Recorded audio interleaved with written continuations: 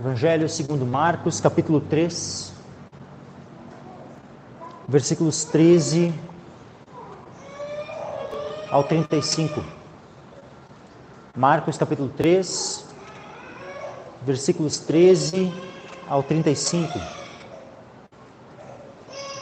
Diz assim a palavra do Senhor. E subiu ao monte e chamou para si os que ele quis, e vieram a ele. E nomeou 12 para que estivessem com ele, e os mandasse a pregar. E para que tivessem o poder de curar as enfermidades e expulsar os demônios. A Simão, a quem pôs o nome de Pedro, e a Tiago, filho de Zebedeu, e a João, irmão de Tiago, aos quais pôs o nome de Boanerges, que significa filhos do trovão, e a André, e a Filipe, e a Bartolomeu, e a Mateus, e a Tomé, e a Tiago, filho de Alfeu, e a Tadeu, e a Simão, o cananita, e a Judas Iscariotes, o que o entregou. E foram para uma casa, e afluiu outra vez a multidão, de tal maneira que nem sequer podiam comer pão. E quando os seus ouviram isto, saíram para o prender, porque diziam, está fora de si. E os escribas que tinham descido de Jerusalém diziam, tem Beelzebu, e pelo príncipe dos demônios expulsa os demônios. E chamando-os a si, disse-lhes por parábolas, como pode Satanás expulsar Satanás? E se um reino se dividir contra si mesmo, tal reino não pode subsistir. E se uma casa se dividir contra si mesma, tal casa não pode subsistir. E se Satanás se levantar contra si mesmo e for dividido, não pode subsistir, antes tem fim. Ninguém pode roubar os bens do valente, entrando-lhe em sua casa, se primeiro não amarrar o valente, e então roubará a sua casa. Na verdade, vos digo que todos os pecados serão perdoados aos filhos dos homens, e toda sorte de blasfêmias com que blasfemarem. Qualquer, porém, que blasfemar contra o Espírito Santo, nunca obterá perdão, mas é culpado do eterno juízo. Porque diziam, tem espírito imundo. Chegaram então seus irmãos e sua mãe, e estando fora, mandaram-no chamar. E a multidão estava assentada ao redor dele, e disseram-lhe, eis que tua mãe e teus irmãos te procuram, e estão lá fora. E ele lhes respondeu, dizendo, quem é minha mãe e meus irmãos? E olhando em redor para os que estavam assentados junto dele, disse, eis aqui minha mãe e meus irmãos. Porquanto qualquer que fizer a vontade de Deus, esse é meu irmão e minha irmã e minha mãe. Amém. Até aqui, meus irmãos. Podem se assentar.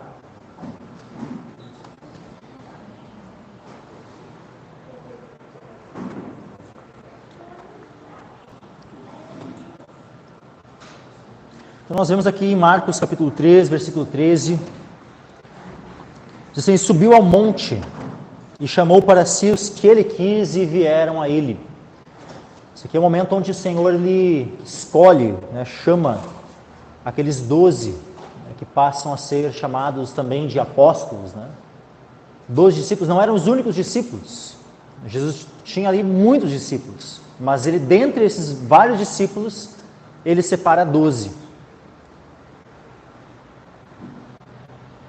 Lá em Lucas, nos dito que ele passou a noite em oração. Então não foi uma decisão qualquer. Foi uma das decisões mais importantes do ministério de Jesus. A escolha desses 12 homens. Jesus com certeza não errou na escolha de nenhum deles. Nosso Senhor é perfeito, não há erro nele. Alguns poderiam questionar se não haveriam homens mais capacitados, mais bem preparados. Isso que o Senhor soube, o Senhor escolheu, como diz aqui, subiu ao monte, chamou para si os que ele quis. Não foram aqueles que quiseram, não foram aqueles que pediram, não foram aqueles que se prontificaram. Nada neles. O Senhor mesmo, quando ele fala lá, ele vai relembrar, né, essa escolha dele. Lá em João, no Evangelho de João, quando ele está lá naquele último discurso junto aos discípulos, né, naquela última noite antes de ele ser preso e morto, ele diz a eles: não fostes vós que escolhestes a mim, eu escolhi a vós. E o objetivo de ele ter escolhido é para que eles dessem muito fruto. Então o Senhor, ele sabe cada um daqueles que ele escolheu, inclusive aquele que o trai, porque as Escrituras precisavam ser cumpridas. Todas as profecias, né, a respeito de que daquele que comia, né, que botava a mão no prato, né, que ia levantar o seu calcanhar contra o Senhor, isso também precisava se cumprir. Então o Senhor, ele conhecia cada um daqueles que ele escolheu. Como diz também lá no Evangelho de João, ele sabia aqueles que criam, e ele também sabia que no meio deles havia um diabo. Ele fala assim lá no Evangelho de João. Então o Senhor sabia, ele escolheu aqueles que ele quis, e vieram a ele. E nomeou 12 para que estivessem com ele e os mandasse a pregar. É interessante que vários desses já estavam, né, de certo modo, já andando com ele. Em todo o tempo a gente já vê aqui vários, né, que ele já havia chamado: Mateus, né, também chamado Levi, Pedro, André, Tiago, João. Já havia vários destes já tinham recebido um chamado da parte do Senhor, já estavam andando junto com o Senhor. Mas aqui ele nomeia, né, 12 apóstolos. Nomeou 12 para que estivessem com ele e os mandasse a pregar. Então aqui havia um objetivo, não era simplesmente, né, somente para andar junto com ele. Também, ou seja, esses aqui estão, né, são aqueles que vão andar agora todo o tempo junto comigo. Os 12 discípulos, né, os 12 apóstolos. Mas o objetivo de eles andarem mais perto, mais próximo, agora, e serem bem identificados, né, é porque também o Senhor iria enviá-los a pregar. Então agora eles estariam sendo preparados para o envio. Mais adiante no Evangelho de Marcos nós vamos ver quando o Senhor os envia. Porque aqui não é o momento já onde ele envia. Aqui é o momento onde ele chama eles para perto para eles serem preparados por ele, para que o Senhor Jesus os capacitasse para a obra a qual os enviaria. Mas o objetivo de ele ter escolhido esses 12 já foi declarado, que é que estivessem com ele para que posteriormente os mandasse a pregar. E aqui é interessante, meus irmãos, que esses mesmos princípios aqui, eles valem para todo ministro do Evangelho. Todo aquele que o Senhor chama para o ministério, como um pastor, os mesmos princípios valem. Porque é o Senhor quem escolhe, é o Senhor quem chama. Não é o homem que se autoproclama, que pode, né, chamar a si próprio. É o Senhor, o chamado para o ministério é um chamado do Senhor. É o Senhor quem separa, é o Senhor quem escolhe. E qual é o objetivo principal de o Senhor chamar? E qual então é a função principal dos ministros do Evangelho? É pregarem a palavra. Assim como o Senhor Jesus, ele mesmo disse a respeito de si, né? Ele diz assim: vamos às aldeias vizinhas, para que eu ali também pregue, porque para isso vim. Ele veio para pregar. Da mesma forma, aqueles que ele chama para o ministério, o principal propósito é a pregação do Evangelho, a pregação da palavra de Deus. Por isso que nós lemos, por exemplo, lá na carta, né, a primeira carta de Timóteo, capítulo 3, as qualificações daqueles que são chamados ao episcopado, né, a serem bispos, pastores, presbíteros, que eles têm de ser aptos a ensinar. Por quê? Porque não faz sentido algum alguém ser chamado ao ministério e não ser apto a ensinar, não ser capacitado a ser um pregador do Evangelho. Todo aquele que vai ser um pastor também é um pregador. Não existe tal coisa como um pastor que não prega. Isso é algo que não existe. Se um pastor não prega, ele não é um pastor. Ponto. Ele pode ser qualquer outra coisa, ele pode ter outros dons, ele pode operar de outras formas no meio da igreja, mas um pastor que não prega não é um pastor. Porque a principal função, não é a única, não se resume a isso, mas a principal das funções de um pastor é a pregação da palavra, a pregação do evangelho. Versículo 15. E para que tivessem o poder de curar as enfermidades e expulsar os demônios.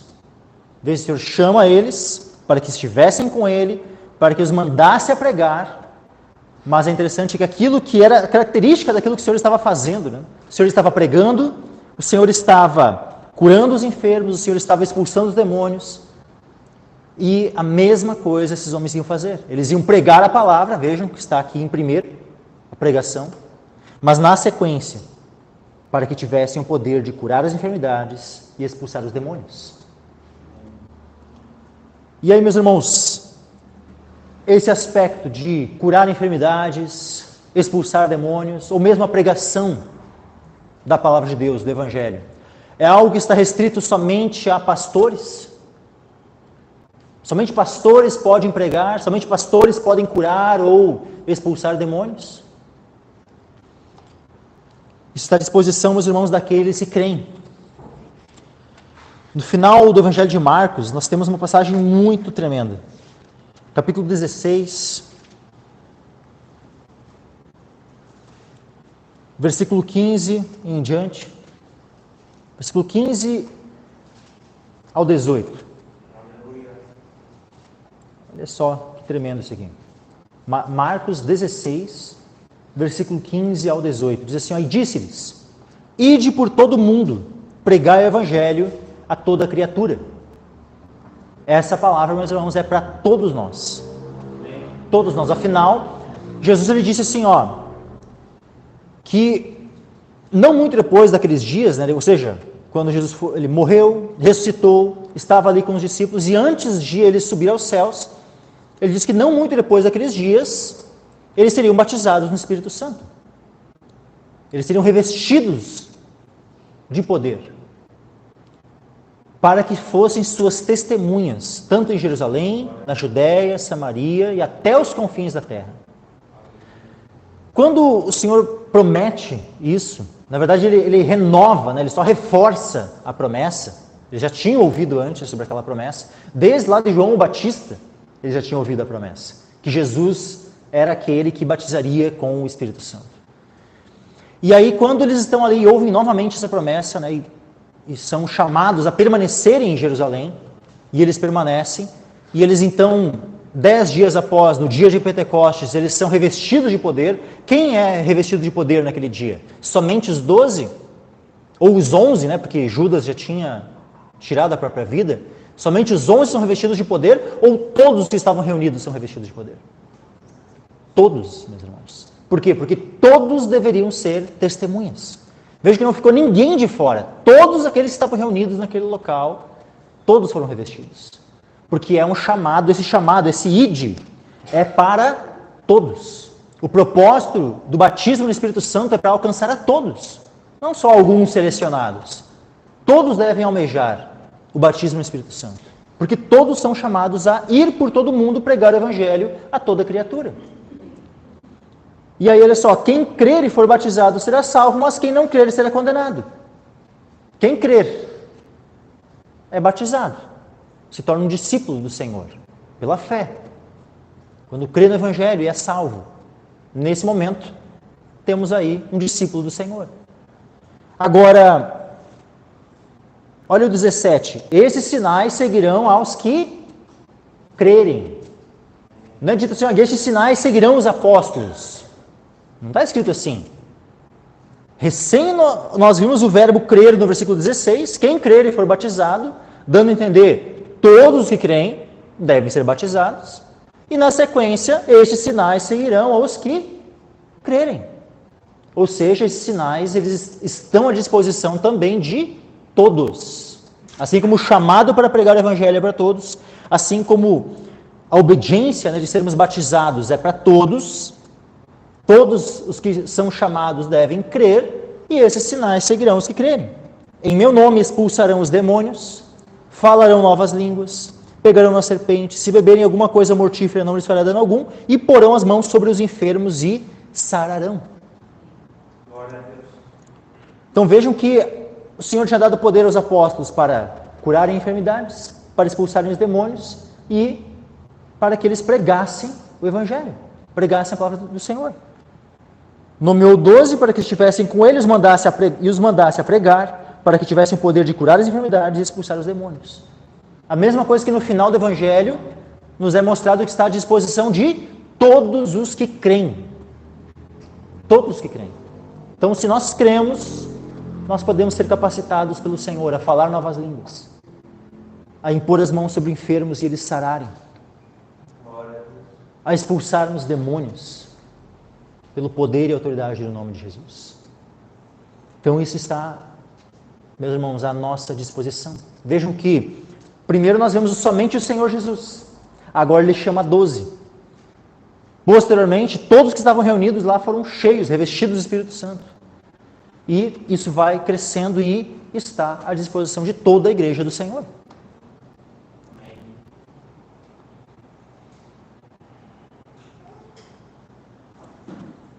Então, lógico, nós temos, a palavra, lá em Tiago, que diz assim, está alguém doente? Chame os presbíteros da igreja. Mas agora, isso não significa que somente um presbítero está apto, capacitado a orar por alguém e essa pessoa ser curada. Está à disposição dos que crerem. Então, todos podem orar por aqueles que têm alguma enfermidade.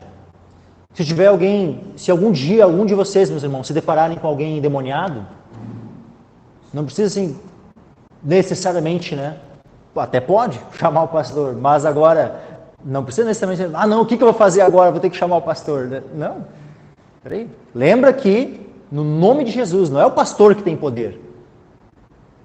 É no nome de Jesus que está toda a autoridade, todo o poder.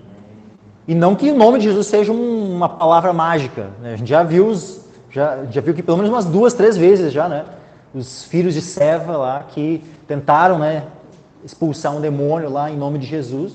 Eles nem criam, receberam uma surra.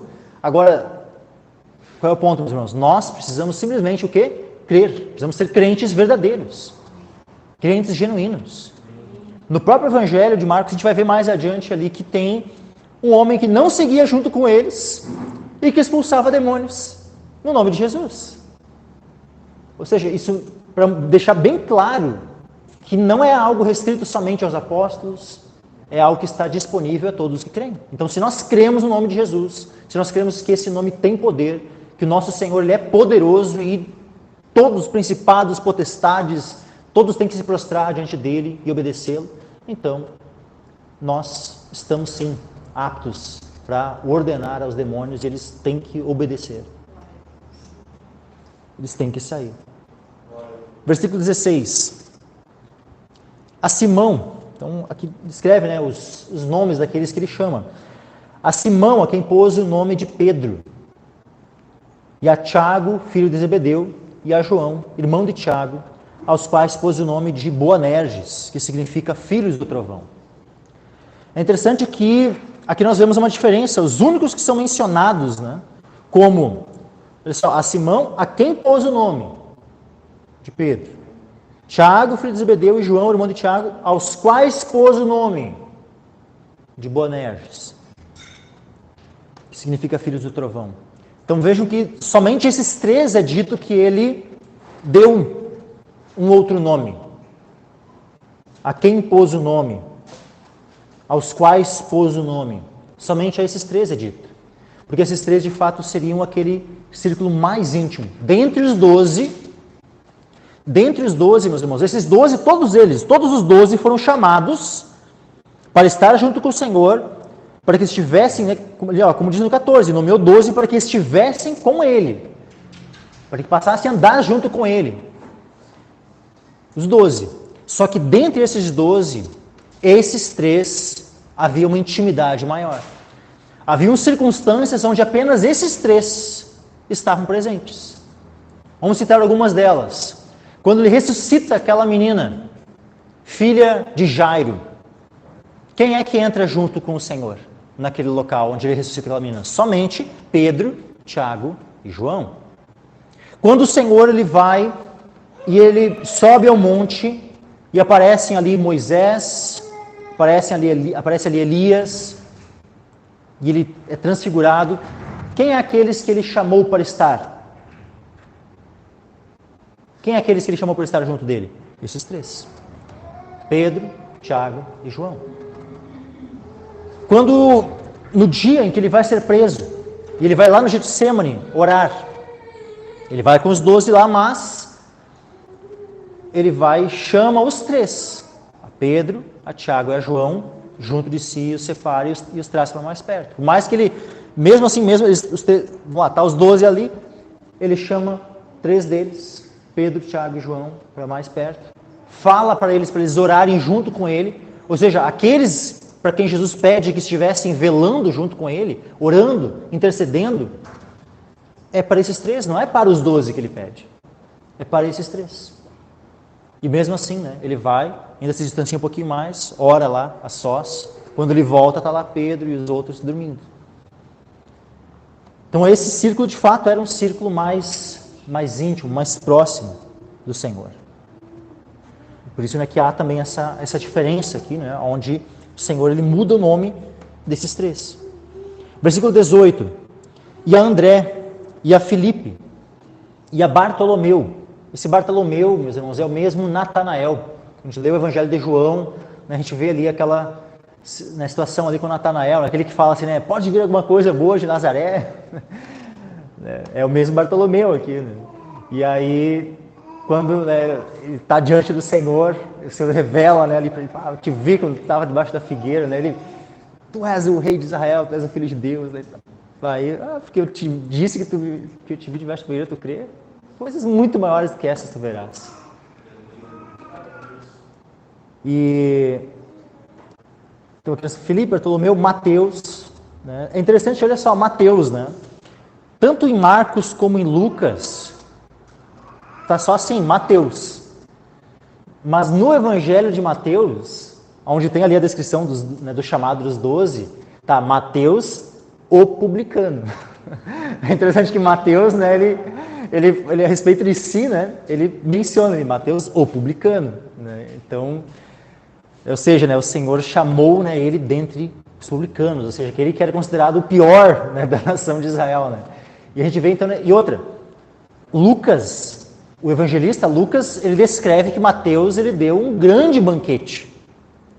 Agora, no Evangelho de Mateus, nem tem a referência que foi o próprio Mateus que deu o banquete, né? que era a casa do Mateus e tal. A gente só fica sabendo que foi Mateus que convidou e que deu um grande banquete e tal, por meio de Marcos e Lucas, porque o próprio Mateus, né? Então a gente vê a humildade, né, do apóstolo, assim, não se exaltar e não dizer, né, eu dei um grande banquete para todo mundo, né? E ainda quando coloca a lista ali, né, dos chamados, né, Mateus, o publicano. Né? A Tomé e a Tiago, filho de Alfeu, e a Tadeu, e a Simão, o cananita. Esse Simão, o cananita, aqui é aquele mesmo Simão, aqui em outra, Simão o Zelote. Os Zelotes eram aqueles, né, que era um grupo, né, no meio de Israel, assim, uma espécie de milícia, né, que se revoltavam várias vezes, né, contra Roma. Eles tentavam, né, por meio da espada, se desprender do jugo de Roma. Não queriam ser servos de Roma. E então, este, né, fez parte dos zelotes. Vejam que o Senhor lhe chama, né, pescadores, publicanos, e mesmo um homem que chegou a fazer parte de uma milícia, né, o Senhor chamou, né, para também estar junto, né, e ser um dos apóstolos, né, um dos discípulos. Para ver como o Senhor, não há dificuldade para o Senhor de transformar a vida de nenhum homem. Não há causa perdida para o Senhor. Não há homens que não, mas meus pecados são tão grandes. Não, para o Senhor ele é poderoso para transformar a vida de qualquer um. E a Judas Iscariotes, o que o entregou. Ou seja, aquele que foi o traidor. Versículo 20. E foram para uma casa, e afluiu outra vez a multidão de tal maneira que nem sequer podiam comer pão. Foram para uma casa, provavelmente, possivelmente, né, a casa lá de Pedro, né, e André, né, a mesma casa onde eles já estavam outras vezes. Né? É provável que seja essa. Tá? Não estou aqui batendo o martelo, mas há uma probabilidade que seja essa mesma casa. Afluiu outra vez a multidão de tal maneira que nem sequer podiam comer pão. Né? Veja que coisa tremenda, assim como, sabe, várias vezes ao longo do ministério do Senhor Jesus, o interesse na obra de Deus faz com que qualquer outra necessidade seja colocada em segundo plano. Mesmo uma necessidade tão básica como essa, como a de se alimentar. A necessidade de... Todos não precisam comer? Mas vejam que, de maneira semelhante, né, quando ele estava lá no Evangelho de João, capítulo 4, os discípulos... Jesus ficou lá, na beira do poço,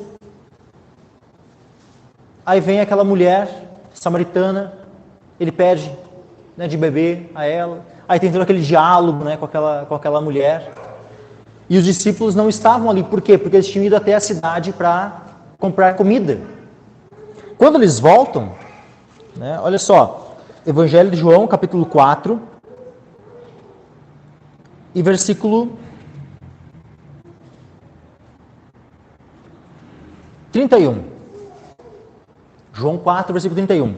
Entretanto, seus discípulos lhe rogaram, dizendo: Rabi, come. Ele, porém, lhes disse: uma comida tenho para comer que vós não conheceis. Então os discípulos diziam uns aos outros: trouxe-lhe porventura alguém algo de comer? Né? Ou seja, uma outra pessoa, né, que não está aqui trouxe já antes alguma coisa para ele comer. E Jesus disse-lhes: a minha comida é fazer a vontade daquele que me enviou e realizar a sua obra.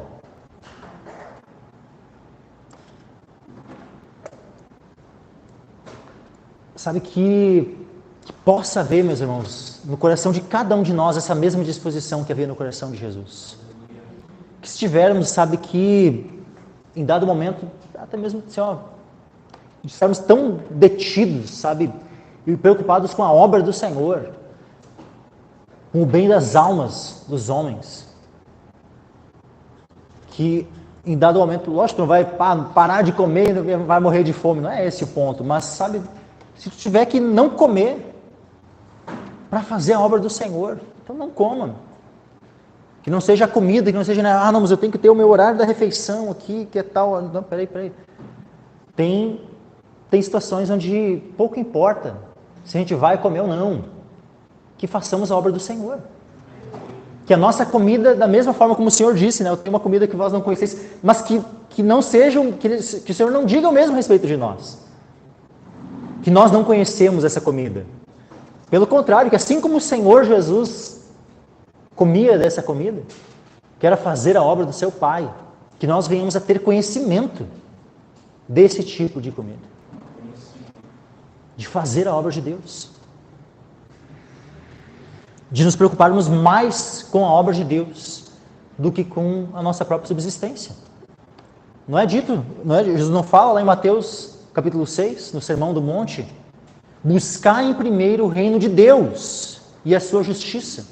E estas coisas vos serão acrescentadas. Ou seja, a nossa preocupação primeira não deve estar no comer, no beber, no vestir, mas sim no reino de Deus, em buscar o reino de Deus.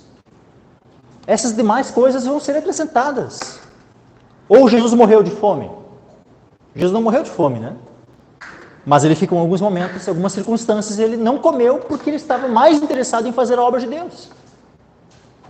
E que haja, meus irmãos, nos nossos corações a mesma disposição. Que venhamos a ter a Cristo de fato como nosso exemplo. Que isso não sejam meras palavras saindo dos nossos lábios, mas que seja a nossa prática. Seguirmos o exemplo do nosso Mestre, do nosso Senhor. Então foram para uma casa e fluiu outra vez a multidão de tal maneira que nem sequer podiam comer pão. E quando os seus ouviram isto, saíram para o prender, porque diziam: está fora de si. Sabe, tem pessoas que, quando alguém se desgasta, né, e fica sem comer, e está ali, né, todo empenhado colocando toda a sua diligência, né, muitas vezes, seja em estudar, seja, né, num trabalho, né, deste mundo, assim. Muitas pessoas não vão dizer que aquele homem está fora de si. O cara está lá, né, trabalhando porque quer ganhar, sabe, muito dinheiro. Vamos lá, o soldado que se alista para a guerra, né, e vai lá, sofre, e tem muitos que se alistam assim, né, que querem, né. Olha, não teve brasileiros, né, que espontaneamente se alistaram para ir lutar lá na guerra na Ucrânia? Teve vários. Ou seja, os homens vão lá, expõem as suas vidas, né, ao perigo de morte, a sofrer, a sofrer frio, fome, sede, sabe? Tantas situações, né, difíceis, inclusive, né, correndo o risco de morrer lá, um tiro, uma bomba. Eles são chamados de loucos? Eu não vi ninguém chamando esses homens de loucos. E olha o zelo que eles colocam, né, para uma situação aqui dessa terra. Não é para pregar o evangelho lá na Ucrânia.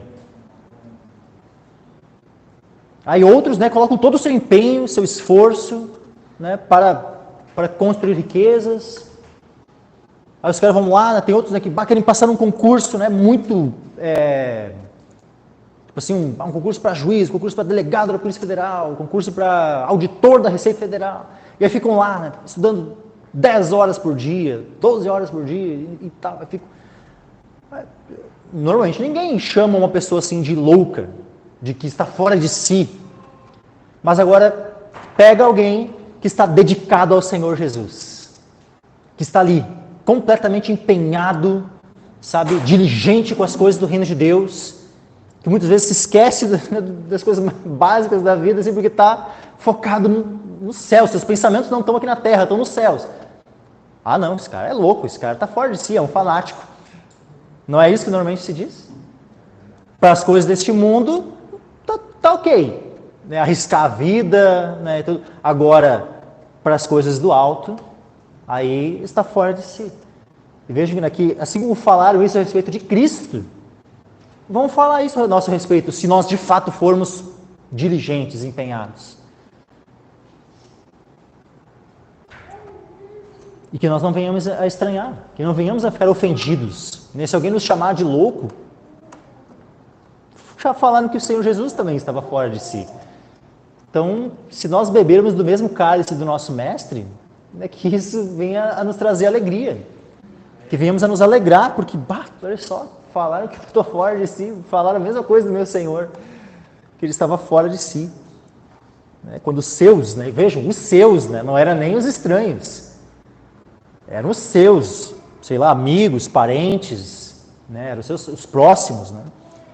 Alguns até entendem que os seus aqui seria até os seus irmãos e mãe ali, que é descrito lá no versículo 31. Alguns até entendem que são estes. É uma possibilidade. Quando os seus ouviram isso, saíram para o prender, porque diziam estar fora de si. Versículo 22. E os escribas que tinham descido de Jerusalém diziam: tem Beelzebu, e pelo príncipe dos demônios expulsa os demônios. Vejam, quem eram estes aqui, meus irmãos? Os escribas que tinham descido de Jerusalém. Qual era a cidade mais importante para os judeus? Jerusalém.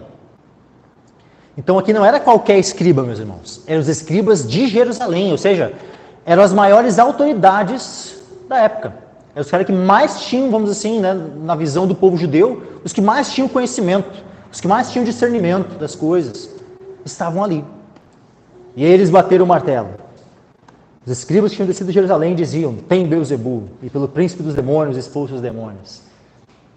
Aos olhos humanos, assim, falaram os que têm discernimento. Agora, o que vai ser de Jesus, já que as maiores autoridades falaram que ele estava endemoniado, que ele tinha Beelzebu e que pelo príncipe dos demônios expulsa os demônios. Aí nós temos a resposta de Jesus. E chamando-os assim, disse-lhes por parábolas: como pode Satanás expulsar Satanás? Vocês são tão inteligentes, escribas de Jerusalém. Como pode? Respondam aí. Como pode Satanás expulsar Satanás? E se um reino se dividir contra si mesmo, tal reino não pode subsistir. Se uma casa se dividir contra si mesma, tal casa não pode subsistir. Não é justamente uma estratégia?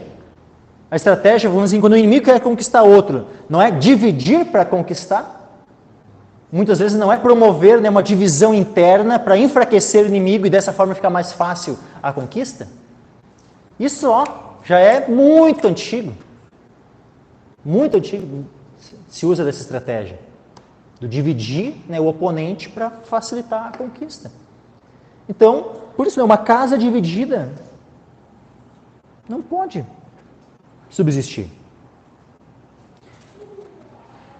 Se Satanás se levantar contra si mesmo e for dividido, não pode subsistir. Antes tem fim.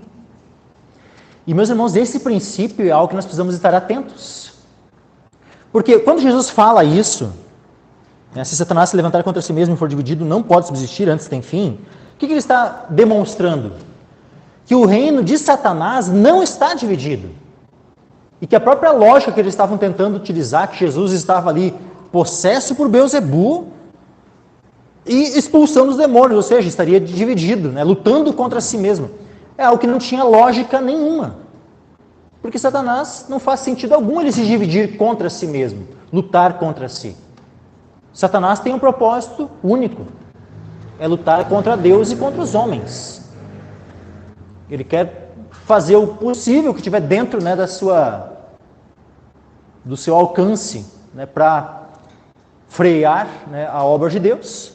Ele quer lutar contra o Senhor, ele é o oponente, ele é o inimigo, ele é Satanás. E especialmente ele visa atingir o homem. Aquele que Deus tem o propósito de resgatar, de redimir. Satanás tem o propósito de levá-lo para o mesmo destino dele, que é a condenação eterna.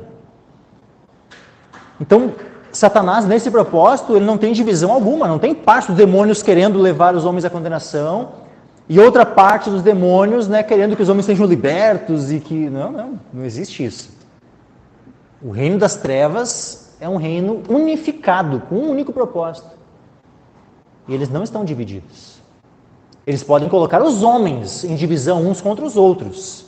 Isso sim, mas os demônios em si, o reino de Satanás não está dividido. Agora, o que Satanás deseja fazer? Porque aqui nós temos um princípio, assim como... Vejam, se um reino se dividir contra si mesmo, tal reino não pode subsistir. Nós, meus irmãos, não fazemos parte do reino de Deus? Nós fazemos parte do reino de Deus. Então, Satanás sabe que um reino dividido não pode subsistir. Então, o que Satanás ele sempre procura fazer? Qual é um dos ardis de Satanás? Um dos principais é causar a divisão no meio do povo de Deus, no meio do reino de Deus. E nós precisamos estar atentos aos ardis de Satanás. Lembra quando Paulo fala lá na segunda carta aos Coríntios? Olha só. Segunda carta aos Coríntios, capítulo 2, versículo 10 e 11. 2 Coríntios 2, versículos 10 e 11. E a quem perdoardes alguma coisa, também eu. Porque se eu também perdoei alguma coisa, a quem a perdoei, por amor de vós o fiz, na presença de Cristo, para que não sejamos sobrepujados por Satanás, porque não ignoramos os seus ardis. Então, quando há falta de perdão, meus irmãos, há uma quebra da comunhão. Ou seja, ocorre uma divisão no meio do povo de Deus. Agora, quando vem o perdão restaura os relacionamentos. E aí aquela divisão some. Vejam, a quem perdoei, por amor de vós o fiz na presença de Cristo, para que não sejamos sobrepujados por Satanás. O que Paulo está dizendo aqui? Olha só, porque não ignoramos seus ardis. Qual é o ardil do inimigo? É gerar a falta de perdão, para que não haja comunhão e assim haja divisão no meio do povo de Deus. Esse é o ardil do inimigo. E dessa forma ele poder enfraquecer a igreja e poder, quem sabe, triunfar sobre ela. Esse, pelo menos, é o desejo, né? É o propósito de Satanás, é o ardil dele. E nós não ignoramos os ardis do inimigo. Então, que venhamos a lutar contra toda e qualquer divisão no nosso meio. Qualquer quebra de comunhão, que venhamos estar atentos. Que venhamos a zelar pela comunhão uns com os outros, meus irmãos. A nossa comunhão, ela é com o Pai, com o Filho, com o Espírito Santo.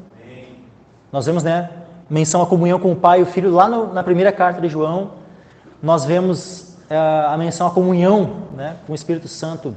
Se não me engano, está na segunda carta aos Coríntios, no final ali da segunda carta. A comunhão do Espírito, Mas a nossa comunhão não é apenas com Deus. A nossa comunhão é uns com os outros. É uma comunhão mútua. O que o inimigo vai querer sempre é querer quebrar a comunhão. Mas, continuando aqui.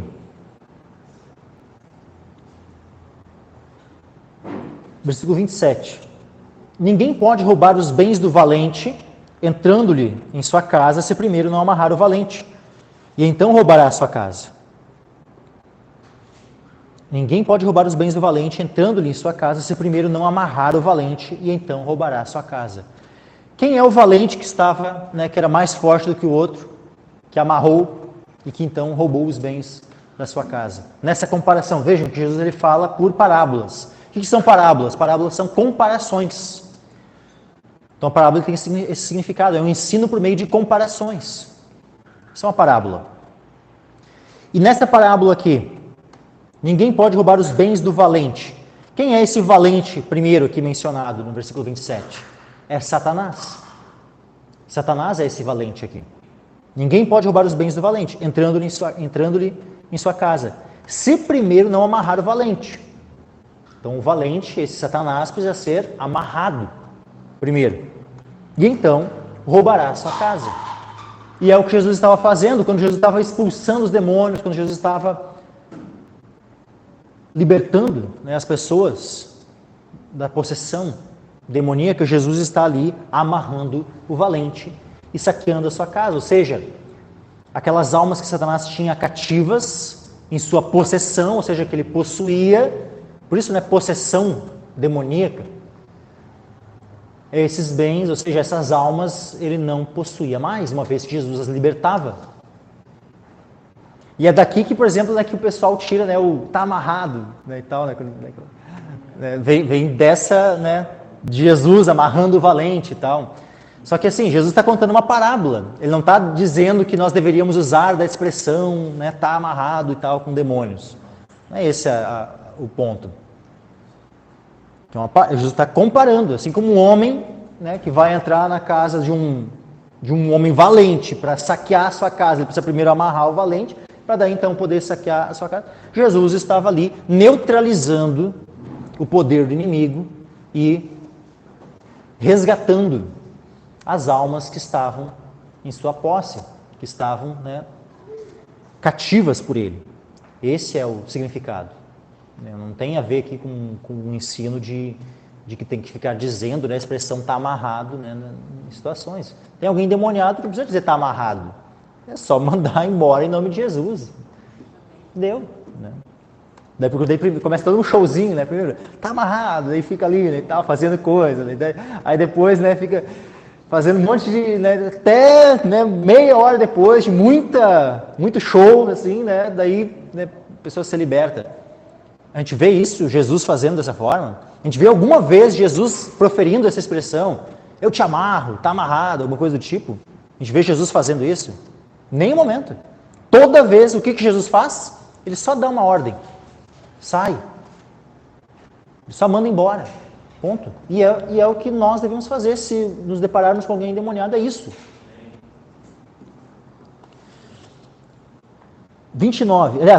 28.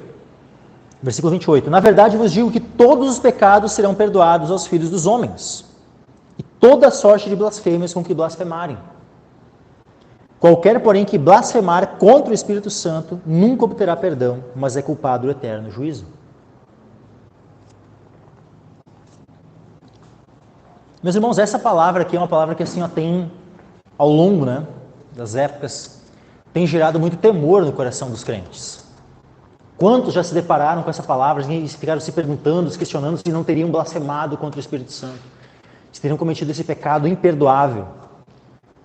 Muita gente às vezes fica ali, começa a entender, às vezes em algum período da sua vida passa ali por um período assim de luta, consigo mesmo, assim, naquela dúvida, se haveria pecado contra o Espírito Santo, se haveria blasfemado contra o Espírito Santo. Só que, meus irmãos, essa palavra aqui, para nós crentes, ela não deveria, nos colocar em luta, em temor, pelo contrário, ela deveria nos consolar. Para nós, ela deveria ser uma palavra de consolo. Porque, vejam o que está dizendo, na verdade vos digo que todos os pecados serão perdoados aos filhos dos homens. E toda sorte de blasfêmias com que blasfemaram, ou seja, tudo aquilo que nós fizemos, o Senhor Jesus está dizendo que é perdoável. Então, a gente olha, quanta coisa, maligna que nós já fizemos ao longo da nossa vida. Quantos pecados terríveis nós já não cometemos. Quantos pensamentos, quantas palavras, quantas coisas, E para tudo isso, o sangue de Jesus é poderoso para nos perdoar completamente. Nós temos um perdão completo. O Senhor Jesus está dizendo assim, na verdade vos digo. Quando Jesus fala assim, na verdade, é porque ele está, é algo solene o que ele está falando. Na verdade vos digo que todos os pecados serão perdoados aos filhos dos homens. Todos. Então todos os teus pecados são perdoados pelo sangue de Jesus. Isso deve servir de consolo para nós. De que não há assim, mas eu fui um homem muito terrível antes da minha conversão. Não, peraí. O sangue de Jesus é poderoso para cobrir tudo. Para te perdoar completamente.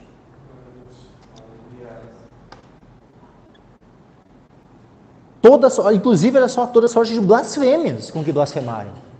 Mas eu na minha época ali, antes de me converter, eu blasfemei quantas vezes? Centenas de vezes eu blasfemei o nome de Deus e tal. E olha como eu, infelizmente, eu cresci eu não digo assim, o infelizmente não é de todo, tá? Mas eu digo por causa desse aspecto. Eu cresci lá na Serra Gaúcha. E aquela região ali que ela foi colonizada por italianos, é assim, extremamente comum as pessoas blasfemarem o nome de Deus, diariamente. É praticamente diário tu ouvir blasfêmias contra o nome de Deus. E eu cresci nesse meio, Graças a Deus, Deus me livrou dessa prática de blasfemar o nome dele. Porque desde criança eu fui ensinado a honrar o nome de Deus. Mas o fato, de eu ter convivido naquele meio, era algo que doía o meu ouvido, era algo muito terrível. Graças a Deus não é o costume aqui na praia, das pessoas ficarem blasfemando o nome de Deus, mas lá era muito comum. Amigos, colegas de escola, outros, adultos, que às vezes estava na rua, alguém, mas vejam que mesmo essas circunstâncias, o Senhor Jesus está dizendo que quando essa pessoa se converte, se arrepende, ela é perdoada. Na verdade, vos digo que todos os pecados serão perdoados aos filhos dos homens, e toda sorte de blasfêmias com que blasfemarem. Agora, qualquer, porém, que blasfemar contra o Espírito Santo, nunca obterá perdão, mas é culpado do eterno juízo, ou seja, é culpado da condenação eterna. Aquele que blasfemar contra o Espírito Santo. E aqui, meus irmãos, muita gente fica, criando um monte de questões, o que seria a blasfêmia contra o Espírito Santo, E aí muitos vão dizer, é aquela pessoa que rejeita o Evangelho e fica até o fim rejeitando e tal, então ela não tem... Não, meus irmãos. Não é rejeição ao Evangelho, é uma outra coisa. Envolve incredulidade, outros pecados estão envolvidos na rejeição ao Evangelho. Pode ter ali a rebeldia, pode ter um monte de coisa. Mas blasfêmia contra o Espírito Santo é um pecado específico. Quantas pessoas rejeitam o Evangelho por um tempo e depois o Senhor desperta os seus corações? Então, sim, a rejeição ao Evangelho, mas é porque ela rejeitou até o fim, então é um pecado que só se concretizaria, na morte da pessoa? Não faz nem sentido uma coisa dessas. E qual era o ato que aqueles homens estavam, e que Jesus pega e alerta eles? Vejam, versículo 22. Aqui está o ponto. A blasfêmia contra o Espírito Santo. Versículo 22, nós temos a descrição do ato. E os escribas que tinham descido de Jerusalém diziam: tem Beelzebu, e pelo príncipe dos demônios expulsa os demônios. O que Jesus tinha? Jesus era cheio de qual espírito? De um espírito maligno ou do Espírito Santo? Do Espírito Santo. Jesus expulsava os demônios pelo poder, como os escribas ali estavam falando, de Beelzebu, ou pelo poder do Espírito Santo? Pelo poder do Espírito Santo. Então, a quem os escribas estavam chamando de Beelzebu e de príncipe dos demônios? Estavam chamando o Espírito Santo de Beelzebu e de príncipe dos demônios. Era isso. E aí Jesus pega, ele diz ali, versículo 29, né? Qualquer, porém, que blasfemar contra o Espírito Santo. E o que é uma blasfêmia? Uma blasfêmia é uma injúria, é alguém que falar uma palavra contra, uma palavra de oposição, ou falar mal, ou injuriar, né? Insultar. Qualquer, porém, que blasfemar contra o Espírito Santo nunca obterá perdão, mas é culpado do eterno juízo. E aí nós temos ainda entre parênteses, no versículo 30, novamente enfatizado o porquê. Porque diziam, tem espírito imundo. Ou seja, eles estavam dizendo que o Espírito Santo era um espírito imundo, atacando diretamente a santidade, sabe? Ou seja, um insulto terrível contra o espírito que é santo, e dizendo que esse espírito era um espírito imundo. Então não tem, sabe, que ficar inventando muita coisa, não sei porquê, sabe, tem tantos teólogos que gostam de ficar inventando coisa onde não tem base, sabe? O texto é muito claro. É insultar diretamente o Espírito Santo, especialmente, né, vinculando o Espírito Santo, né, com Beelzebu, como se fosse o próprio diabo, Satanás e tal. É isso. Insultar diretamente o Espírito Santo. Isso é a blasfêmia contra o Espírito Santo. Vamos abrir aqui Mateus capítulo 12.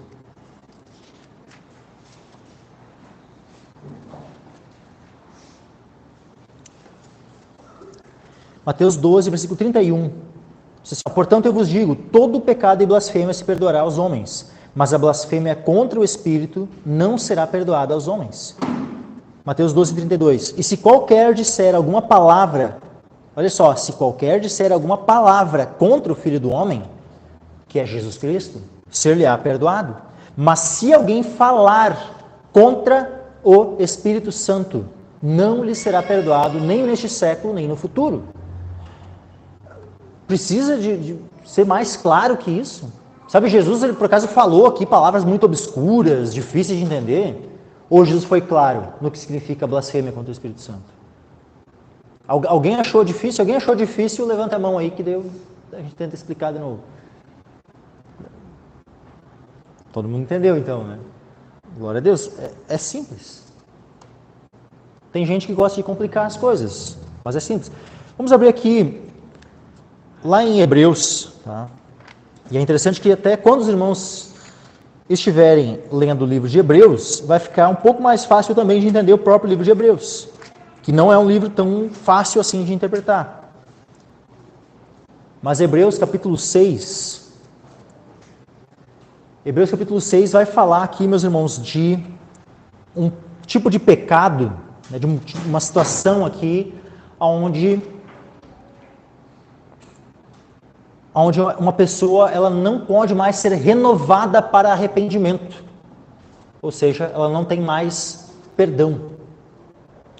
Diz assim, Hebreus capítulo 6, versículo 4.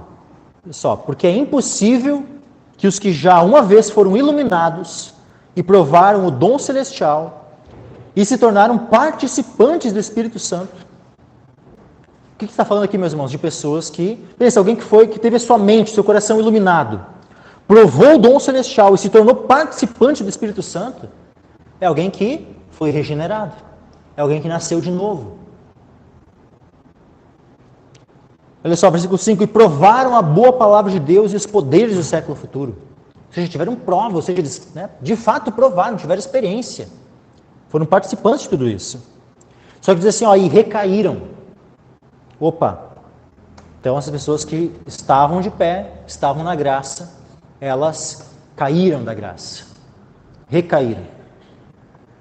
Diz assim, ó, e recaíram. Lembra lá no início do versículo 4, diz assim, ó, porque é impossível. O que é impossível? É impossível, como diz aqui no 6, ó, essas que recaíram sejam outra vez renovados para arrependimento. Pois assim, quanto a eles, de novo crucificam o Filho de Deus e o expõem ao vitupério. O que acontece? E alguns entendem assim que, se alguém se desvia, ela não pode mais, digamos assim, está completamente perdida, né, e não consegue mais se levantar. Todo aquele que se desvia, meus irmãos, eu não estou querendo, vamos dizer assim, acalmar, né, dar um alívio para o coração de alguém que se desvia, tá? Não. Todo aquele que se desvia não tem nenhuma garantia que vai ficar de pé novamente. Aquele que se desvia não tem essa garantia. Ninguém tem a garantia assim, ah não, se eu me desviar depois eu volto. Não, ninguém tem essa garantia, tá? Todo aquele que se desvia, ele pode nunca mais voltar. Mas aqui não está falando de qualquer desvio. Porque senão todo desviado nunca voltaria. E quantas vezes, né, nós temos relatos, né, e o testemunho de irmãos que chegaram a se desviar dos caminhos do Senhor e retornaram. Então aqui não está falando de qualquer tipo de queda. Tá? Esse texto aqui de Hebreus 6. Ele está falando de alguém que cai e blasfema contra o Espírito Santo. O texto aqui, esse aqui especificamente, ele não fala diretamente que houve aqui uma blasfêmia contra o Espírito Santo. Mas ele deixa bem claro que é um tipo de queda que a pessoa não pode mais ser renovada para arrependimento. E quem é que não pode mais ser renovado para arrependimento? É somente alguém que cai e comete o tipo de pecado que não tem perdão. Esse não pode mais ser renovado para arrependimento. Aí olha só, mas o próprio livro de Hebreus, ele vai ter um outro texto que vai usar uma linguagem bem semelhante.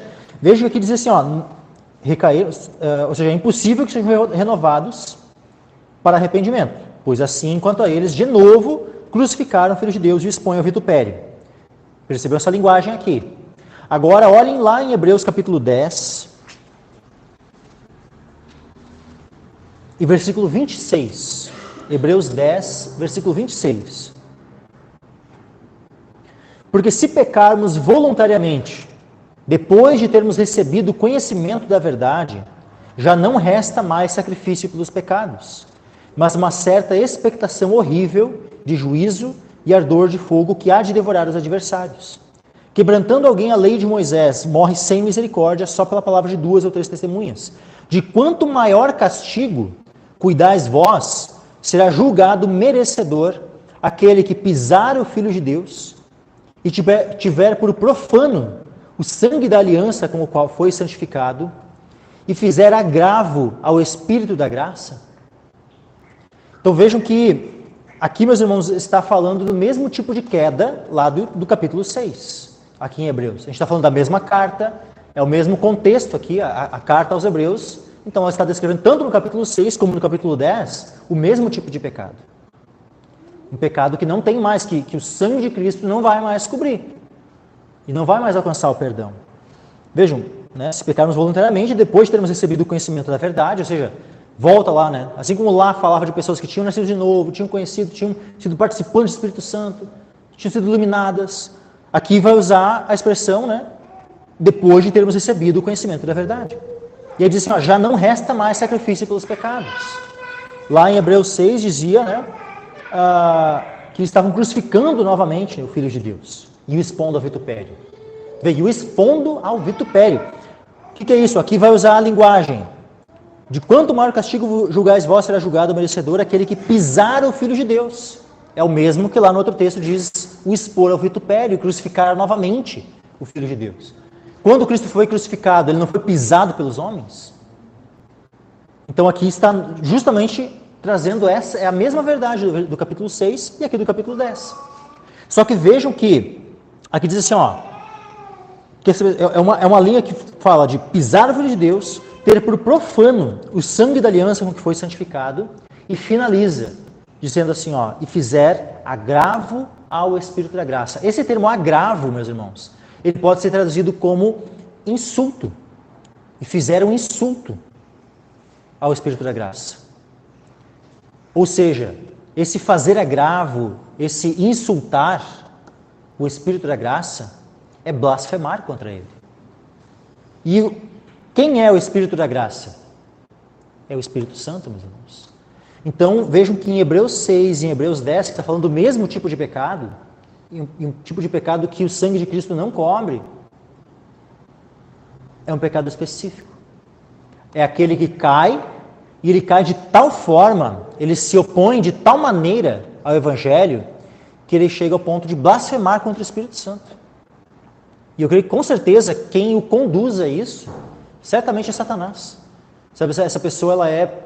Não que ela não seja responsável, né? Quando eu digo assim, uma pessoa que ela é conduzida por Satanás, jamais, meus irmãos, entendo que uma pessoa que está ali possessa por um espírito maligno e tal, que ela não é responsável pelos seus atos. Porque eu já ouvi muitos, querendo eximir a pessoa de responsabilidade, jogando nas costas, de Satanás. Ah, não é a pessoa, é o diabo nela. Não é a pessoa, é o demônio que está usando ela e tal. Não. Jamais nós vamos eximir uma pessoa de responsabilidade. Sempre a pessoa vai ser responsável pelos seus atos, independente de ela estar possessa ou não. O fato de alguém estar possuído por um demônio não implica que ela vai ser, vamos dizer assim, não será responsabilizada, não terá que prestar contas diante de Deus dos seus atos. Mas com certeza o inimigo ele vai ali tentar, vai tentar induzir essa pessoa, que caiu, que se desviou, que apostatou da fé, a chegar num nível onde não tenha mais volta. Ele com certeza vai tentar levar essa pessoa a essa disposição. E no momento que ela fizer isso, que ela blasfemar, que ela ultrajar, fizer agravo ao Espírito da graça, de fato não tem mais volta mesmo. Mas vejam que esse é o pecado que o sangue de Cristo não cobre. Porque Deus decidiu dessa forma. Deus decidiu assim. Deus é soberano e Deus decidiu que toda blasfêmia seria perdoada aos homens. Voltando lá para Marcos, Deus decidiu que todos os pecados serão perdoados aos filhos dos homens. E toda sorte de blasfêmias que blasfemar. Mas qualquer que blasfemar contra o Espírito Santo nunca obterá perdão, mas é culpado do eterno juízo. Versículo 31. Chegaram então seus irmãos e sua mãe, e estando fora, mandaram-no chamar. Vejam, seus irmãos e sua mãe.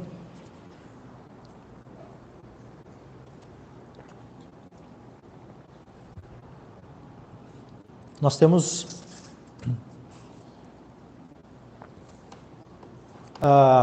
um dogma do catolicismo que diz que Maria ela é a Virgem Maria.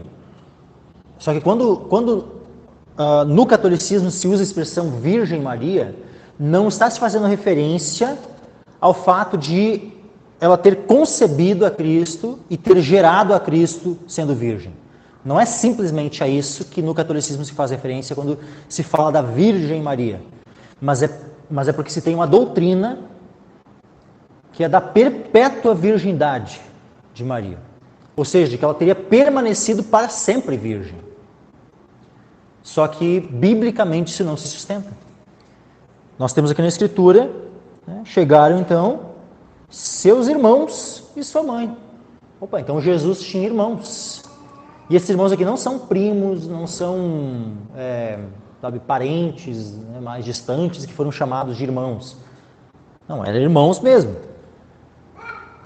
Da mesma forma como eu tenho o Lucas, filho do meu pai, mas que não é filho da minha mãe. Ele é meu meio-irmão, mas é meu irmão. Eu tenho a Valéria, que ela é filha da minha mãe, mas não é filha do meu pai. Ela é minha irmã, é meia-irmã, mas é minha irmã. E da mesma forma, Jesus tinha pelo menos 4 irmãos homens, que eram meio-irmãos, eram somente por parte de mãe, né? Não tinham o mesmo pai. Jesus foi concebido pelo Espírito Santo, não foi nenhum homem terreno foi pai de Jesus, somente pai adotivo, né? José foi pai adotivo de Cristo, mas não foi pai natural de Jesus. Apenas Maria foi mãe de Jesus, mas não teve nenhum pai terreno. Agora, de quem eram aqueles 4 irmãos de Jesus? Eram filhos de Maria e José. Olha só, o próprio livro de Marcos, capítulo 6, a gente vê que Jesus ele vai passar por Nazaré. Marcos, capítulo 6, versículo 1 diz assim: e partindo dali chegou à sua pátria, e os seus discípulos o seguiram. E chegando o sábado, começou a ensinar na sinagoga, e muitos, ouvindo-o, se admiravam, dizendo: de onde lhe vêm estas coisas? E que sabedoria é esta que lhe foi dada? E como se fazem tais maravilhas por suas mãos? Por que estavam falando dessa forma? Porque eles conheceram Jesus. Jesus se criou no meio deles ali, e conviveu com eles até os 30 anos de idade. Só que Jesus não tinha, até os 30 anos de idade, ele não tinha operado milagres. Jesus começou o ministério dele de pregação, de expulsar demônios, operar milagres, curar e tal, após ele ir lá, ser batizado por João Batista, ir para o deserto, ser tentado, jejuar aqueles 40 dias, ele volta e aí inicia publicamente o seu ministério. E aí quando ele vai ali em Nazaré, eles estão ali maravilhados, né? De onde vem essas coisas? Que sabedoria é esta que lhe foi dada? Como se fazem tais maravilhas por suas mãos?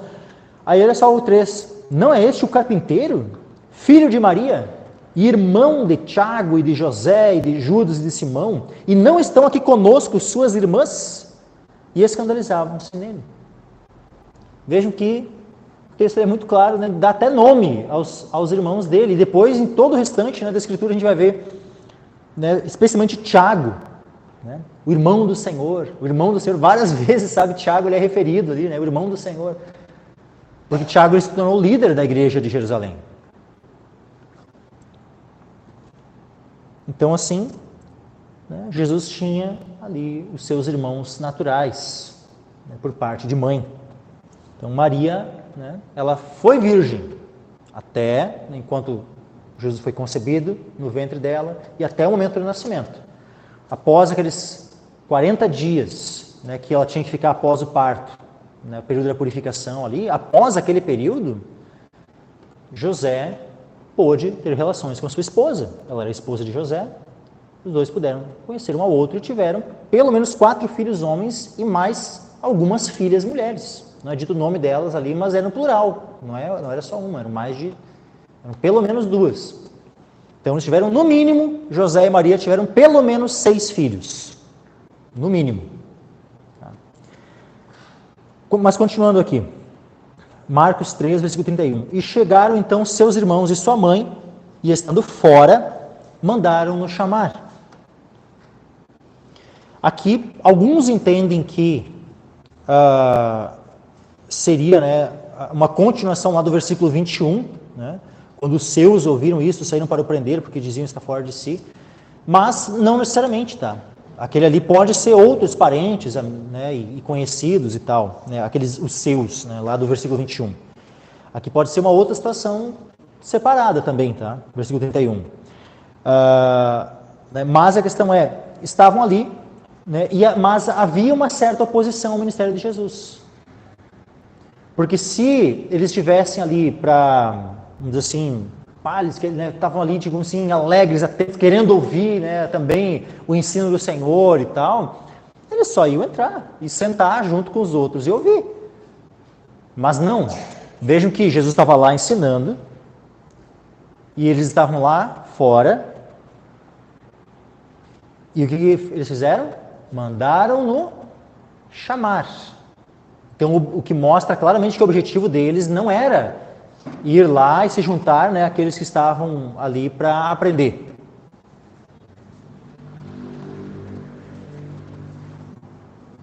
E uma vez, ou seja, então aqui demonstra que havia uma oposição.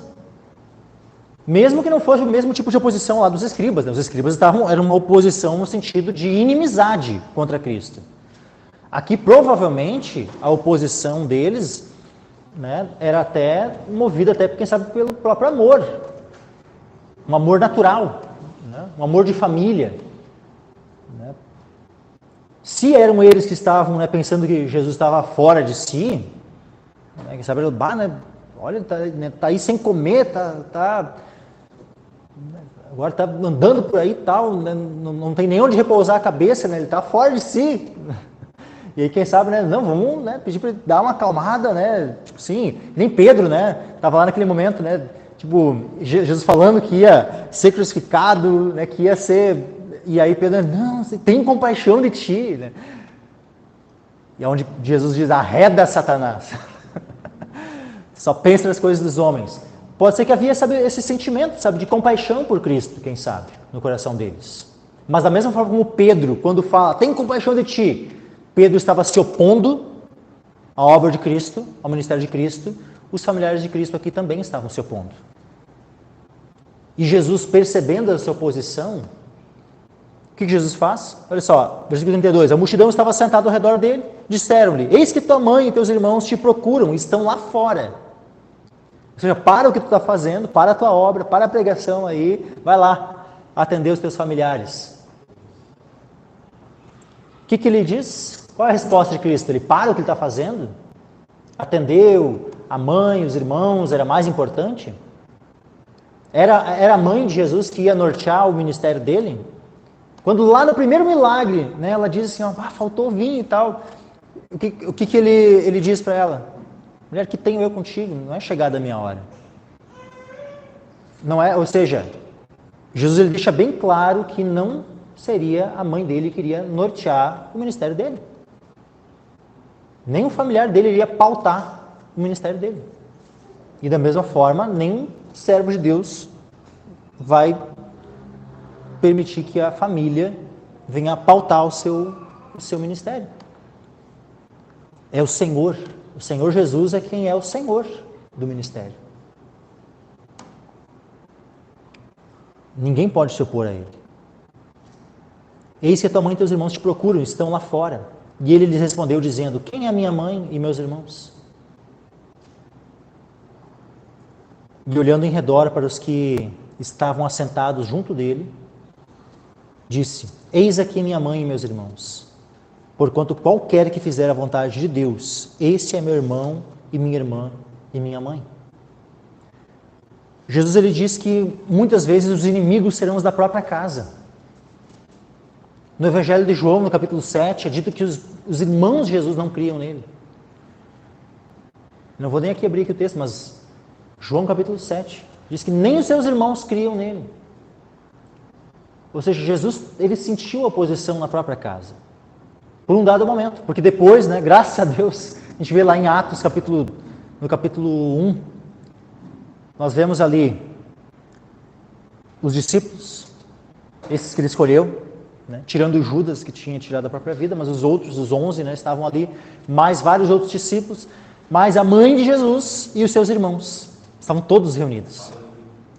Então aquela oposição inicial, aquela falta de entendimento, aquela falta de compreensão, falta de noção, ela foi né, Deus foi abrindo, né, os olhos do entendimento deles, né, e finalmente, então todos eles creram, né, e